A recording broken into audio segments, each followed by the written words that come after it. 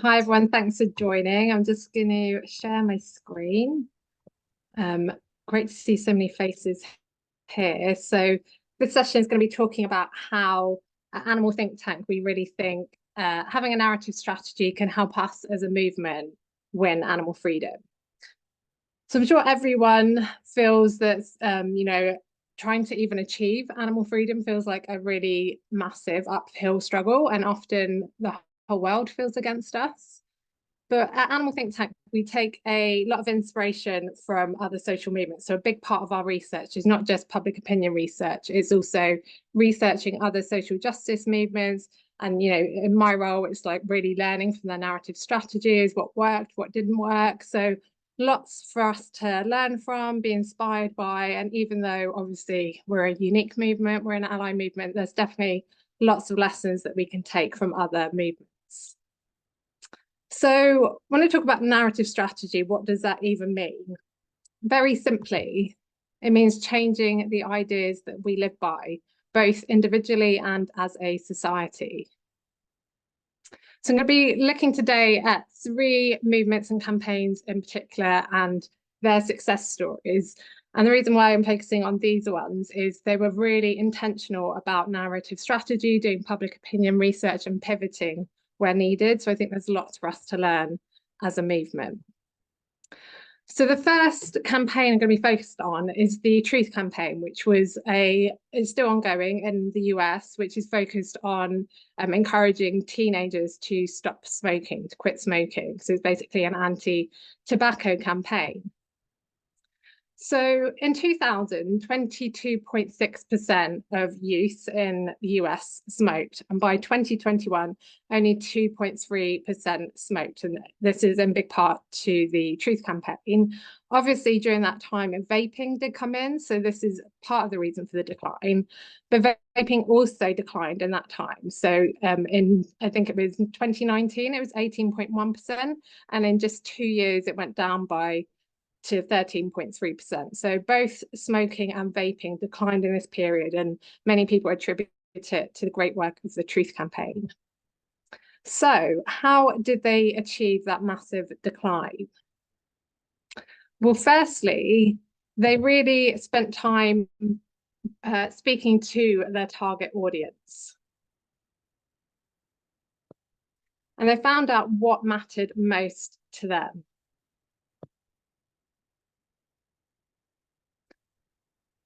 And they found that one of their key aspirational identities of teenagers in America was to be seen as cool and rebellious, particularly by their peers.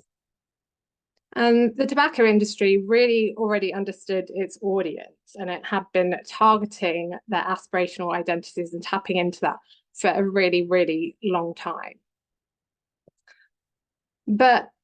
And this kind of narrative strategy of the tobacco industry, of big tobacco, has really influenced pop culture. So, seeing icons smoking, and this is just really infused throughout pop culture over decades because of brilliant narrative strategy by the tobacco industry. But these are what standard anti-tobacco ad tactics look like, and it's often resorting to things like shock and disgust and fear. These can be effective. All of those things do have a place, but to a degree. And they're probably only effective on certain people as well. And the Truth campaign did use some shock tactics, but it did so really sparingly.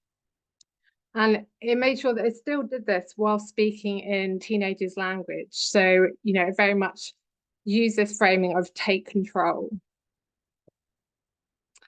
And they also very intentionally used humor and lightheartedness in their ads, which is quite unusual for anti-tobacco ads, and really kind of, channeled these emotions and connected with their young audience in kind of innovative and fresh ways. The Truth campaign did use facts, again, quite sparingly, and it made sure that it made these facts relevant and relatable to their target audience. But the Truth campaign also knew that emotions, values, identities, and stories are much more persuasive than facts. Facts definitely have their place, but it really is emotions and values these aspirational identities and stories that can really help connect with people and help shift narratives, those big ideas that we live by over time. So the Truth campaign was really, really effective at reframing cool and rebellious, that really aspirational identity of teenagers, as it not being about not smoking. That was what was cool and rebellious. And they tapped into this and used a clear call to action. So another key aspirational identity of teenagers in America was to be seen as empowered and independent. And the Truth campaign, through its very name, framed itself as truthful, which automatically framed big tobacco as deceitful. And a lot of their campaigning was about exposing industry tactics and framing kind of big tobacco as the enemy and really trying to shame them into changing rather than focusing just on individuals, shaming them into change. It was about shaming the industry and forcing them to change and exposing their tactics, their underhand tactics, and showing how they profiled teenagers and particularly Black communities as well. So the Truth campaign was very careful about framing teenagers who didn't smoke as smart, as independent, and really as change makers. So really, again, tapping into those aspirational identities and connecting with what mattered to teenagers. And they framed individual change as empowering, but also this wasn't just about individual change. This was about collective change. So they used this frame of we can be the generation that ends smoking. So it was really that feeling of being part of something bigger, about being part of social progress. And obviously social progress is a narrative that all social justice movements do use very effectively. And the other great thing that the Truth campaign did was it created a sense of a unified us. And they used language like, this is about us together. And they also shared lots of journey stories of really relatable, trusted messengers. So people who talked about why they stopped smoking, how their views had changed. And this is really, they use a lot of different diverse messengers that made sure that it engaged with a variety of kind of demographics and psychographics within the US teen population. And they were also really strategic in connecting with certain interests of the US youth community and, you know, particularly gamers. So really kind of channeling what was important to certain teenagers. And they also connected with their concerns. So concerns such as mental health, concerns about the environment and linking how tobacco was destroying the environment, and also really linking it with this is a social justice concern. This isn't an individual choice. This isn't something about lifestyle. This really is a social justice concern. So why did the Truth campaign work? Why was it so effective? I think a lot of it is down to this idea of aspirational identities and really connecting, finding that sweet spot between what matters to individuals, what is their aspirational identity, and what is the wider cultural identity. What's that overlap between how teenagers perceive themselves and how they want to be perceived by others and the rest of society. And also the Truth campaign was very strategic in finding that sweet spot, finding that overlap about how they frame themselves as a campaign and as a movement, and overlapping with their target audience and with the wider culture as well. The Truth campaign was really great at showing, not telling its audience. So it didn't tell teenagers not to smoke. It really helped them reach that decision by themselves. They sidestepped these kind of messaging pitfalls such as these, like vaping is not cool or smoking is not cool. And as linguist George Lakoff says, activating a frame, even when rejecting it, strengthens the frame. So unintentionally, ads like this actually kind of give free airtime and free marketing to the vaping industry, because people have to activate a frame that vaping is cool to negate it. And the other strategic thing about the Truth campaign was they pivoted when they needed to. So they continued doing public opinion research, so interviews, focus groups, polling, surveys, to really find out how these communications were landing with their target audience as the years went by. So in 1998, to 2014, their focus was really about framing the industry as the enemy, and it was about framing teenagers as protesting against industry manipulation. But if we go back to that graph again, you can kind of see in the middle that kind of communication starts losing traction and it starts plateauing. So they were very quick to, try and figure out why that was happening, why this framing, this narrative strategy was no longer having the traction that it had done previously. So they pivoted in 2014, and this is still, as I said, they're still communicating. This is still an ongoing campaign. And they use this framing of finish it. And it was this idea that we can be the generation to end smoking. So it was about positive collective action and really driving social change. It wasn't so much kind of a negative focusing on the industry. It was much more on the positive, on this aspirational shared identity of teenagers.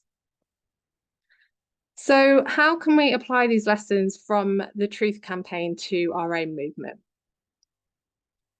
Again, I think one of the big takeaways is really thinking about what are the aspirational identities that we want to tap into when we're communicating. What are the individual identities that really resonate for different groups of people? And obviously it's not going to be the same identity for everyone, but are there kind of more resonant identities that do track across?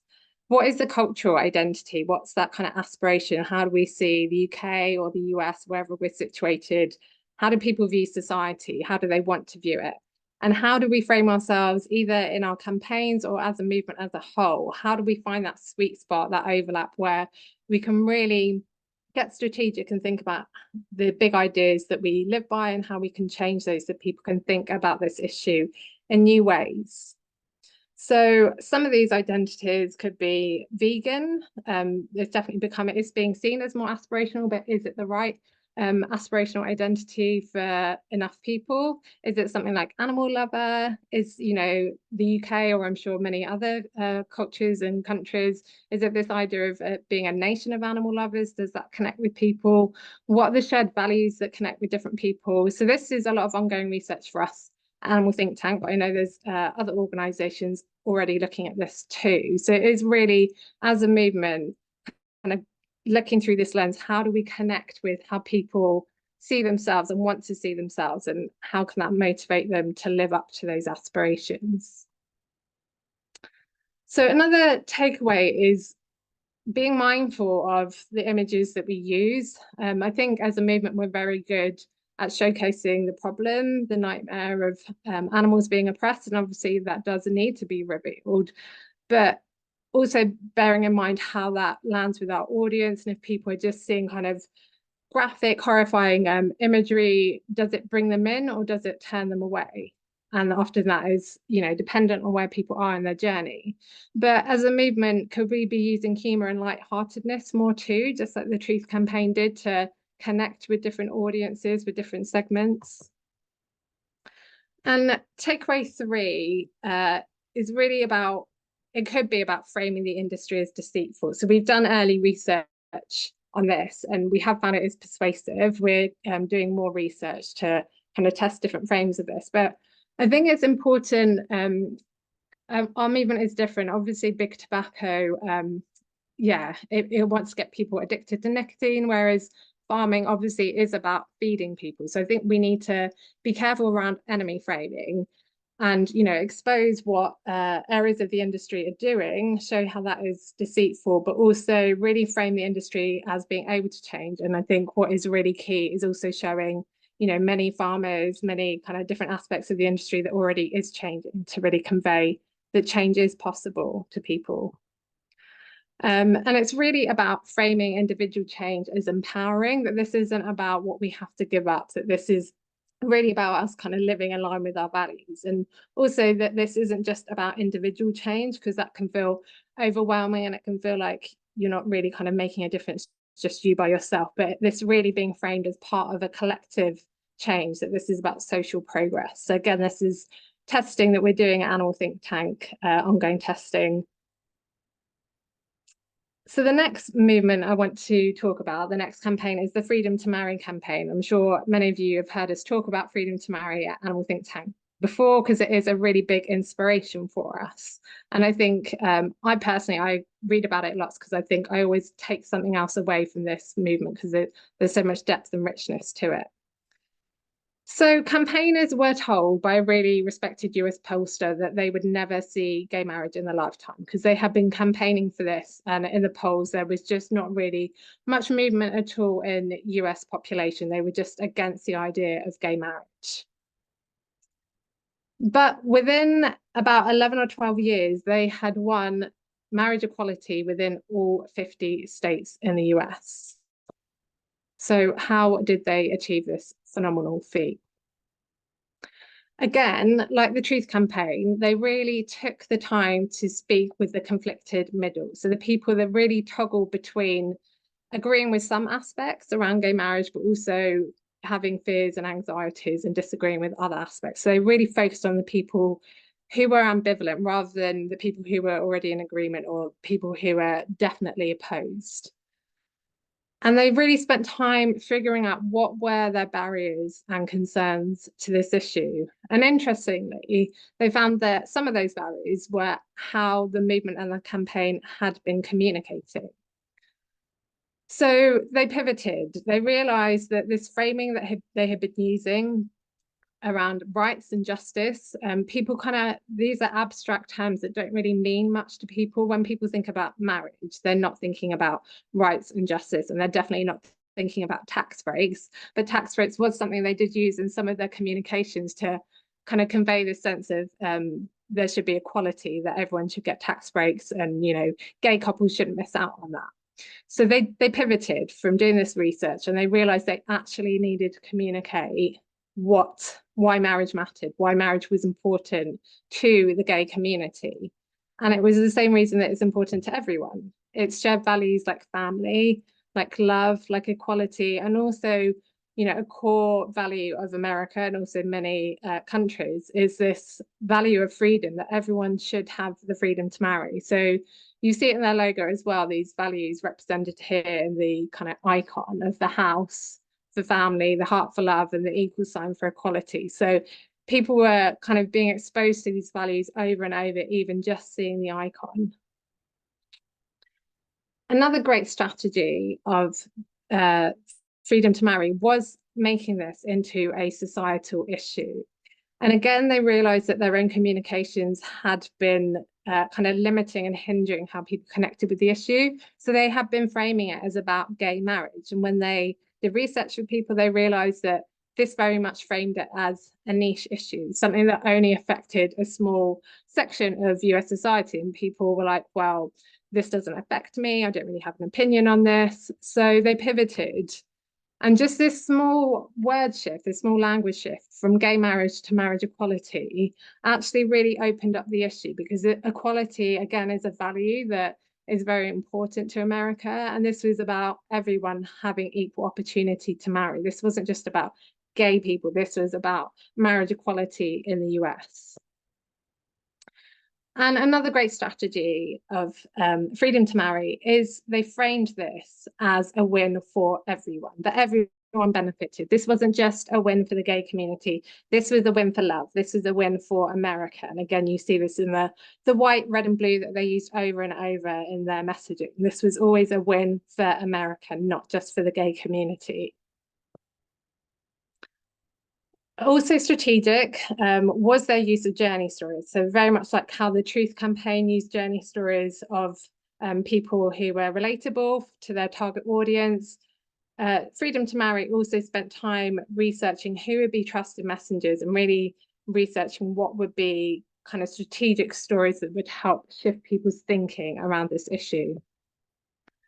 So they used trusted messengers like people of faith, and they shared stories showing how they were discussing, how they changed their minds without compromising their beliefs or their religious values in order to support the freedom to marry. They also expanded the frame. So they didn't just feature stories and messages from gay couples talking about why they wanted to marry. They featured many stories of heterosexual couples, older couples as well, parents talking about how they wanted their gay children to be able to celebrate their love in the same way they did. And these are really moving stories, and really recommend people going on the Freedom to Marry website. They've got a whole archive on their stories, which are really worth checking out. And they used a lot of relatable messengers as well, just like the Truth Campaign did. So they used everyday families of all generations and of all ethnicities on why they wanted their family members to be able to marry the loves of their life. And they also use a lot of unexpected messengers as well to really help shift the narrative around this issue. So they used police officers and firefighters on why they supported the freedom to marry for their gay colleagues. So it really helped. All of these different, diverse, unexpected messengers really helped open up this issue, and people were able to see that actually a lot of America, a cross-section of America, cared about this, was in support of this, and this really acted as a form of social proof.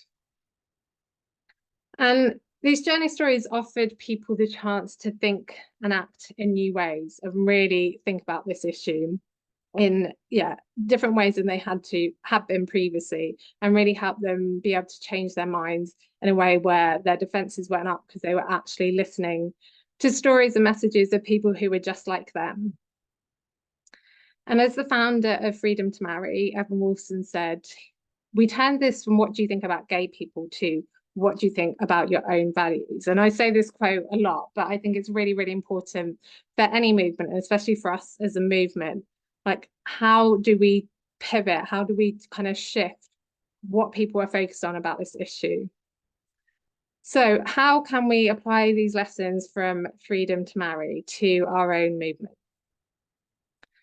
So takeaway one is connecting with shared values. That was very key to what Freedom to Marry did in their narrative strategy. Through doing their public research, they realized they needed to move away from abstract terms that didn't really have much emotional resonance with people, and really connect with what mattered to them.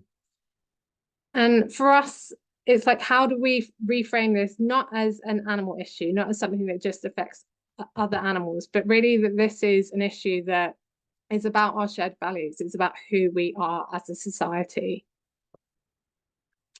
And another key takeaway is around journey stories. And again, you see this in so many successful movements and their narrative strategies. And it's really thinking that messengers are just as important as the message. And research shows that people are much more open to listening to messages if they're hearing it from someone who is like them or someone they look up to and they respect. So really, messengers are just as important as the content of the message. And we do already have some great stories in our movement. So the filmmaker Alex Lockwood, who's done some great short films about former industry workers talking about how they changed their minds. And if anyone's seen the Vegan Society's Future Normal campaign, they've got some great journey stories on their website. And it's really talking about people discussing how they connected with other animals, or even how they had a light bulb moment and changed their thinking. So again, it just offers people that chance to think about this issue in new ways, and to think about how they too can change their mind because they're hearing this message from someone who might be similar to them. And another key takeaway is us as a movement framing animal freedom as something where everyone wins. This isn't just something that benefits other animals, because I think when, through doing research, public research, animal think tank, people very easily get into zero-sum thinking, and they think, oh, if other animals getting rights, that means humans' interests are being jeopardized. So really, it's about framing this as everyone wins, that we all benefit from a society where animals are able to live free.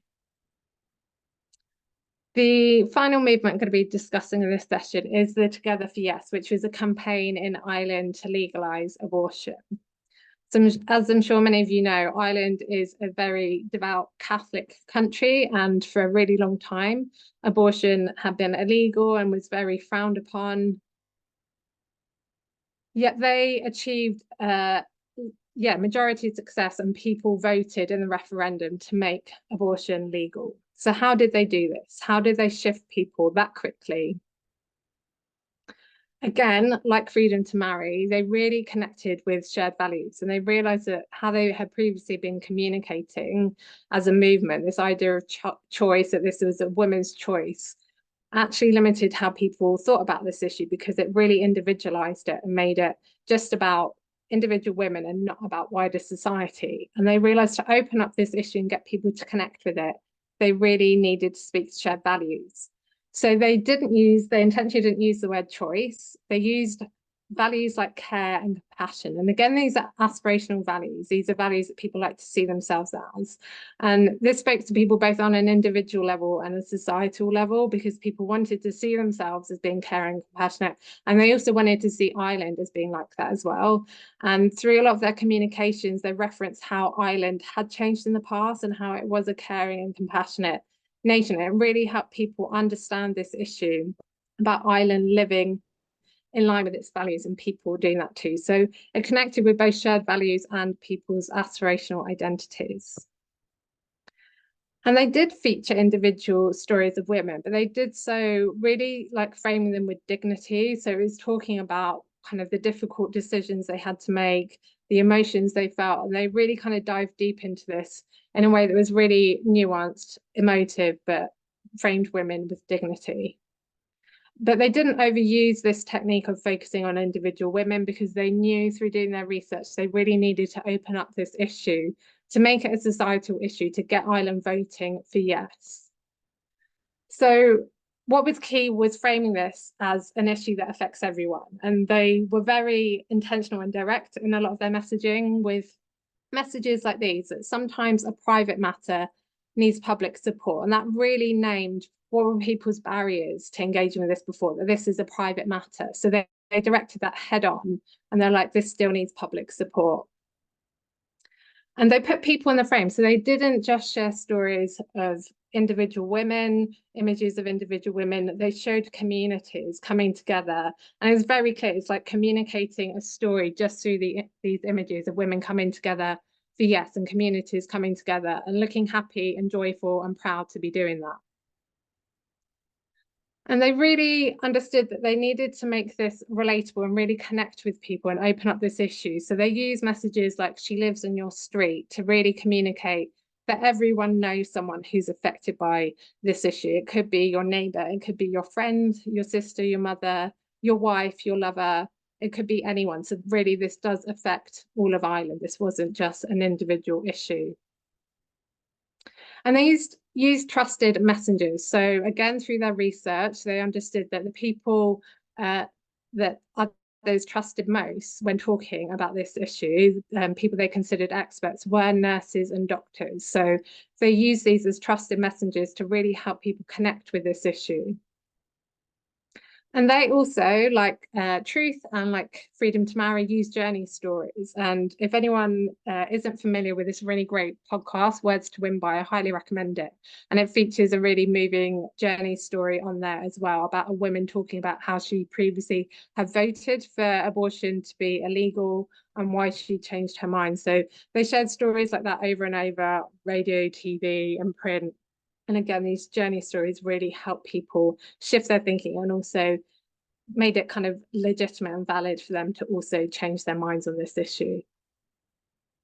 So how can we apply the lessons from Together for Yes to our own movement? I think a key takeaway is seeing that what we're asking is not just about individual choice. This really is about shared values, and how can we connect people with this issue through a new lens. That this isn't just about dietary choice or lifestyle choice. This is really about us connecting with our shared values as individuals and as a society, and living in line with those. Another takeaway is putting everyday people in the frame with other animals too. And really, again, it's just communicating that this is an issue that affects all of us. And again, it communicates this idea of social proof, that when you're sharing images of, diverse people caring about other animals, taking action for other animals, it makes people realize that, a broad cross-section of society does care. And again, that idea of social proof, that there's enough people caring about this that maybe they should too. And another takeaway from both the Together for Yes campaign and the other campaigns and movements that we discussed is the idea of trusted messengers. And for us as a movement, I think one of the key trusted messengers is vets, because they are really seen as experts. They're seen as like true animal lovers, people who are really knowledgeable. And through research we've done ourselves, surveys, vets come out as number one. They're seen as the most trusted messengers on this issue. So as well as featuring stories of everyday people that others can relate to and connect with, I think vets is a key one as well. So narrative strategy is really about changing the ideas that we live by, both individually and as a society. And it's about connecting with shared values. And it's about connecting also with people's aspirational identities, helping them to live up to how they see themselves and how they want others to see them, and also how societies see themselves. It's about communicating the issues through trusted messengers and using strategic journey stories from a variety of different trusted messengers that really help open up the issue. And key is really communicating our vision, like what we're for. So, you know, thinking back to Freedom to Marry, they were very clear like what their vision was, and it was always about, this is a win for love, this is a win for everyone. And it's like, how do we really frame what we stand for, not just what we're against? And how can we communicate that the problem isn't just about cruelty or suffering or death of other, killing of other animals? This is really about a violation of our values as a society. How can we open up this issue so others feel that they too are kind of experiencing this as a problem on an individual and societal level? This isn't just some side issue that can be dismissed. And also, how can we communicate the solutions, both future solutions and also current alternatives, so people can really understand that change is possible and hopefully that change is inevitable and desirable as well. Oh, sorry. So yeah, as I said, we've done a lot of research on different social movements, and there's lots of inspiration from other movements that I haven't been able to discuss in this webinar. Very happy to in future webinars as well. But yeah, there is much for us to learn and be inspired by other movements that really thought big, that were strategic, and really help bring about social change that has benefited all of us. So if you'd like to find out more, you can check out our website. We have a newsletter, which I think many of you already signed up to, but if you're not, I think Layla will be putting some of the links in the chat as well. Please reach out to us. Like if you're doing research, if you have ideas, like we always want to hear from people. If you want to collaborate with us, please do get in touch. And yeah, we have a messaging guide, we have a research report. These were from last year. We're bringing out new ones in September. And we'll also be bringing out a social movement report, which is talking about a lot of the stuff I've covered today, and also insights from other social movements as well. So that'll be coming out in the next couple of months as well. And lastly, for anyone who wants to join our next webinar, Layla is going to be talking about where vision meets strategy. So how can we as a movement craft our 40-year roadmap that can take us closer towards animal freedom in the UK? So would really recommend, I've had Layla talk about this before, really recommend people joining. So yeah, I hope you'll be able to join us for that. It's the 3rd of July. And again, I think Layla's going to be putting the link in the chat for people. So yeah, I'll stop sharing and open up the space for any questions that people might have. Wonderful. Thanks so much, Natalie. I hope everyone found that as interesting as I did. My brain is whirring. We've got a couple of really great questions in the chat, so I'll just dive straight in. So Sada is asking, I know some research supports the use of moral shock or graphic images, especially for animal sympathizers.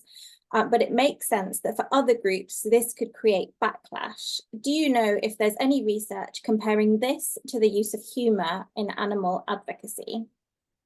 That's a really great question. I don't know if there's a specific study that compares the two, and if there isn't, there should be. Again, yeah, I think it's that thing of like thinking about where people are on their journey. And I think, yeah, you named it exactly right, Sada, that for some people who do already care about animals, like this does connect with them. Like this is what worked for me because I already empathize with other animals, and this is what was like the big push for me. But for others who maybe don't already feel as much empathy for other animals, don't see them as kind of worthy of equal consideration, sometimes kind of shock tactics can really shut people down and get people into kind of zero-sum thinking or scarcity or fear mindsets, which, yeah, is like a barrier to people connecting with the issue. So I think humor can be really disarming. It can, like, you can kind of get interesting messages in through humor than I think you would be able to otherwise. So yeah, very glad we've got comedians like Simon Amstel in the movement, who, yeah, I think is great at doing things like that. And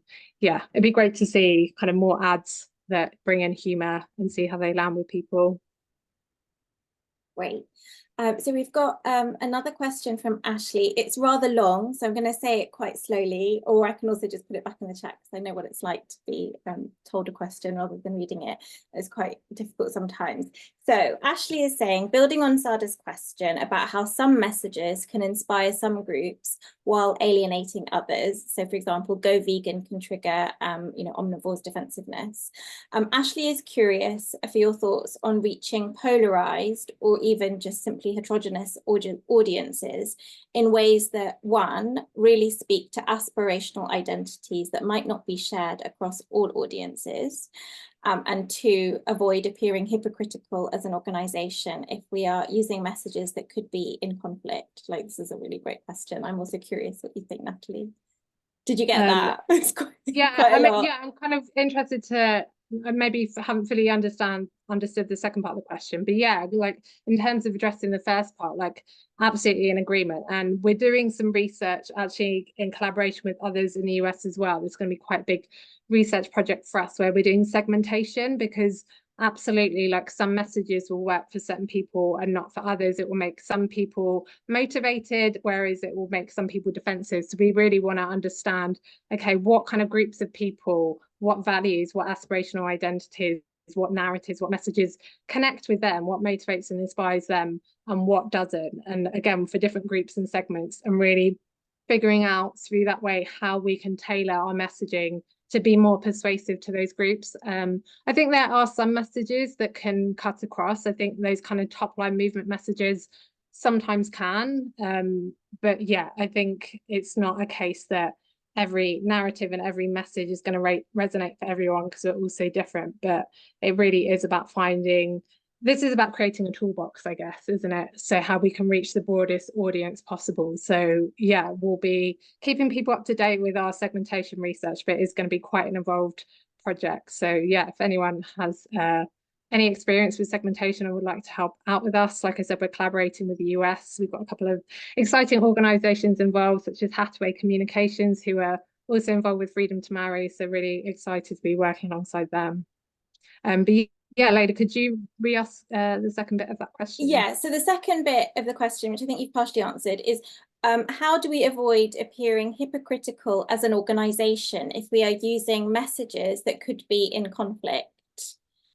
Oh, okay. So using messages that maybe aren't authentic to us. Yeah. Yeah, so like if we've got different identities and we're targeting different identities with different messages, but it's like, we're in this the same organization. Yeah, no, that's a really, really great question. I think that for me comes down to this idea that every social movement really has like a deep narrative that is very authentic and true to what motivates and what powers this movement. And I think if you're always drawing from that, it is authentic. I think obviously if you're communicating to different people, sometimes you need to tailor that in different ways. And I think, yeah, for public facing communications, I think it is really important to connect with people's intrinsic values. I think as a society, we often think people are more motivated by extrinsic values. So values like, success or taste or wealth or fame.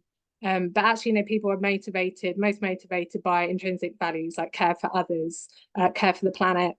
So yeah, I think it's really about connecting with the values that resonate most of people, and not just thinking, okay, I need to communicate to, kind of the values that we are surrounded by, when, that's kind of pushing unhelpful values about society.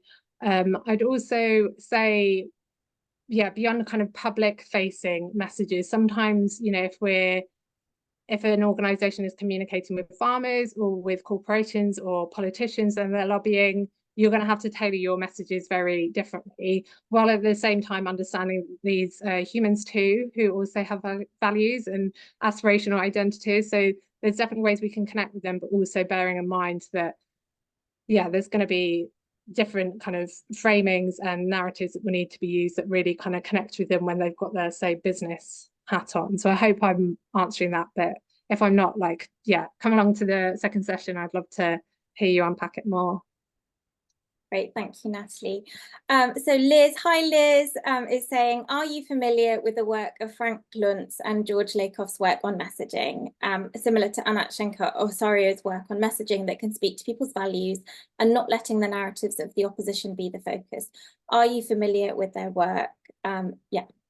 Yes, yeah. So I did reference George Lakoff in one of the slides, I think, one of his quotes. But yeah, really recommend Don't Think of an Elephant if people haven't read that. He really talks about how, I mean, it is US focused, but I think it's very applicable to other societies, but how we get polarized and divided kind of on political lines. And he talks about why it's very much about kind of people's worldviews and yeah, how we can kind of communicate differently without polarizing people. So he's done a lot of work on that. And I think Anat Shenker-Osario actually worked with George Lakoff. So she's very, aligned with this idea of not reinforcing unhelpful frames.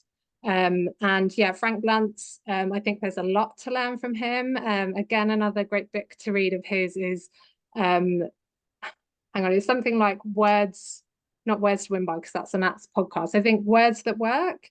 But yeah, I'll have to do a Google search now. I have read it and it's really great. And he was actually one of the people who coined the term climate change through doing public research. He realized that global warming was too alarming for people. So to help fossil fuel industries, they actually reframed it as climate change, which sounded much more pleasant and less alarming. So yeah, we have Frank Luntz to thank for that. But yeah, there's definitely lots to learn from him because he's worked for many different organizations and politicians, and he's done tons of focus groups as well. So we need to be learning from, yeah, many different people. And yeah, great to hear you. Yeah, you're familiar with all of these. Yeah, and Liz has just put, yeah, it's Words That Work by Frank Luntz. Thank you, Liz. Yeah. Okay, let me just find there's another question I wanted to ask. Okay, so Hope, hi Hope. She says, I like to use live vegan instead of go vegan, as go feels more like finger wagging. What about the word vegan itself? There are some who feel that we need to move away from this word or this messaging, whereas others counter that we just need to remove the negative stereotypes associated with it and reframe the word and connect it to compassion, the animals, etc. What are your thoughts, Natalie? Yeah, I agree with that. I think for some people it's going to resonate, and I think again it's like, where are people at with their journey? Like, where is their kind of mental model already around veganism? Like for me, I was vegetarian and seeing horrific stuff around animals and then being told to go vegan. I was like, oh my God, yes. But for other people that would not be, that's not where they are at their point in their journey. And yeah, that would not be persuasive. So I think we need to be approaching this from many different angles. And I think the movement has already done a really great job at making veganism less weird and more aspirational. Like, obviously, we're not as far as we need to be. But yeah, again, I think we've done research on this at Animal Think Tank. Like, people very much, when they hear the word vegan, it puts them in a food frame. So I think it's like a massive job to reframe veganism as not about food but about ethics. So is that too big a task for us? Do we need to be communicating to values? Yeah, I think that's open to debate. We're doing kind of testing on that, but again, I think it's down also to different segments, and this is where our segmentation research will hopefully help us, the knowing does go vegan or live vegan, which I think is much better framing. I agree, Hope. Yeah, does that resonate more for certain people than other calls to action? So yeah, we'll be really curious in the after hour session to hear others' thoughts as well. I think it's a big debate for our movement. Absolutely. There's a question from Alex. I'm a bit confused. Was this to Natalie or to Hope, Alex? Was it to Natalie? Can you say a bit about the 8 waves of campaign/activists, market segmentation, who are the early adopters? This is quite long.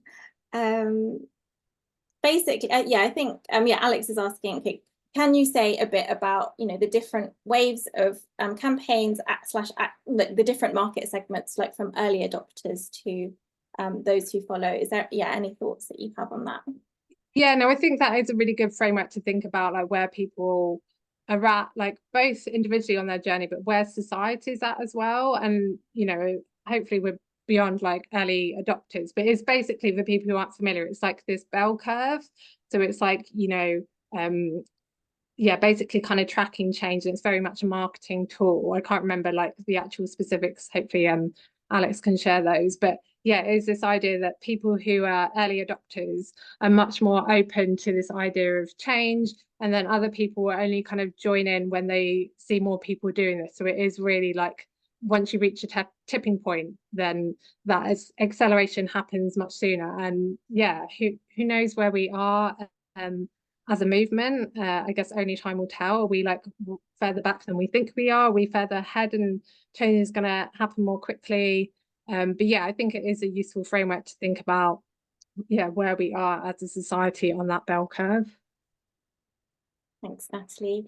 So Amit's got a thought here. So he says, yesterday my 4-year-old little one had a jar of smoothie and got a green moustache.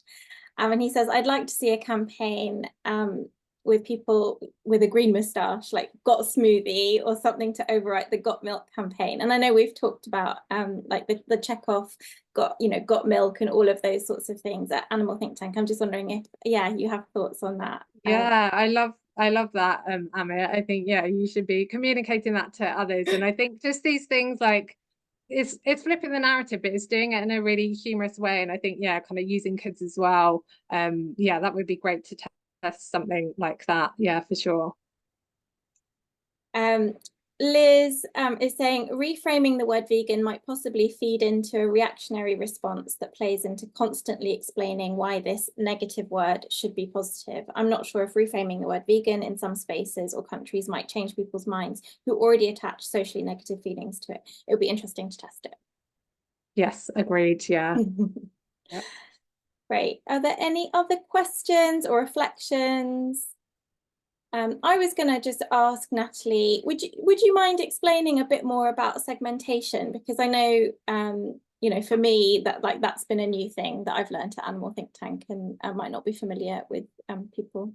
Yeah, sure. Yeah, it's I mean, it's known by different names, either like personas or psychographics. So it goes much further than demographics. It's really understanding like where are there clusters of certain groups of people who say perhaps are motivated by similar values, who have similar aspirational identities, who perhaps have similar trusted messengers, like understanding where are they getting their information from, where are they sharing it, and then through all of, I mean, it goes much beyond that. It would be things like, what are their thinking processes? Are they kind of introverted? Are they extroverted? Do they have a abundance mindset, a scarcity mindset? There's a lot of kind of nuance to all of this, but it's really understanding who are these people on a deeper level, what are their interests, what motivates them, what kind of shuts them down, what kind of actions are they likely to take as well. And through gathering all that data, both through kind of quantitative, like big surveys, and also qualitative, you're really able to build up these segments and understand these groups of people who have a lot of similarities in common. And then you're able to test, kind of tailor messaging and test it on these segments and work out, okay, these kind of narratives, these kind of frames really resonate with these people, but they're really turned off by these kind of narratives and frames. And then because you've also understood, okay, this is kind of the people who they trust, this is where they're getting their news, these are the kind of websites they go to, you're actually able to kind of target those channels and reach those people much more strategically. So it really helps understand what resonates with people, because at the moment, at Animal Think Tank, we've been doing large scale message testing, but we are finding these messages that are these kind of frames and narratives that are more persuasive, but we're not at the moment understanding, are they only persuasive to certain groups and they're very persuasive for those groups, or are they persuasive across the board? So segmentation just allows us to have a lot more data, a lot more insights into people, and really connect with them in ways that will be hopefully much more motivating and enable them both to hopefully take action and really engage with this issue. Great, thanks, Natalie. So Benjamin is asking, do you have any advice for stories to tell that convey things like carnism, cognitive biases, inherited biases, etc.? I'm guessing that means stories that can disrupt things like carnism. Yeah, I think like going back to other social movements, I think kind of pulling the curtain back on the tactics of the industry can be really helpful and help lower people's defenses, because they're not feeling like they're the one at fault, they're the ones to blame, but they're realizing that actually, as a society, we've been conditioned by an industry to think a certain way. So really exposing the tactics can kind of expose the framework, and then once the framework is exposed, it's not as solid as it once was. So I think that, yeah, like I said, this is kind of early research for us, but it's something we have found is really persuasive when people kind of start to get to grips with the levels of kind of deceit and tactics that the industry uses. They're quite enraged. I mean, the problem with this is it can move people to a sense of futility where they think, okay, if they're just lying about standards, about welfare standards, like what's the point about even trying to buy higher welfare or just buy cheap meat, which is obviously not where we want to take people. So it's really about, communicating, exposing what the industry is doing, but like I said, not framing them as like an enemy that isn't able to change, but holding them accountable, I think, is important. Yeah, so I think, yeah, really kind of putting back the curtain on this can kind of really shine a spotlight on it and make it much more kind of vulnerable and, yeah, kind of hopefully over time weaker. Those narratives that uphold it much weaker. Great, thanks, Natalie. We've got a couple more minutes. I'm not seeing any other questions in the chat. I was going to ask you, so you said vets were really trusted messengers for the animal freedom movement. Are there any other types of people that you think or that we've found to be trusted messengers? I think, yeah, I can't remember. I'd need to like double check the data, but I'm pretty sure that actually some animal organizations came up quite highly as well, which we were surprised by. So yeah, we'd want to do kind of more research into which ones specifically. I imagine, organizations like RSPCA and maybe certain sanctuaries would be seen as trusted messengers, whereas others who perhaps are seen as having some kind of agenda, maybe less so. Great, thanks, Natalie. Okay, well, we've come to time almost. Lots of people in the chat saying thank you for all this interesting information. So I've put the link to the after hours session in the chat, and I'll leave this meeting open for a few minutes so that people have time to click the link. If you want to hang around and ask Natalie some more questions or share some of your ideas and some of your findings and your campaigns. But thank you so much, Natalie. That was great as always. And yeah, look forward to seeing some of you in the next session. Thank you. Thanks, everyone.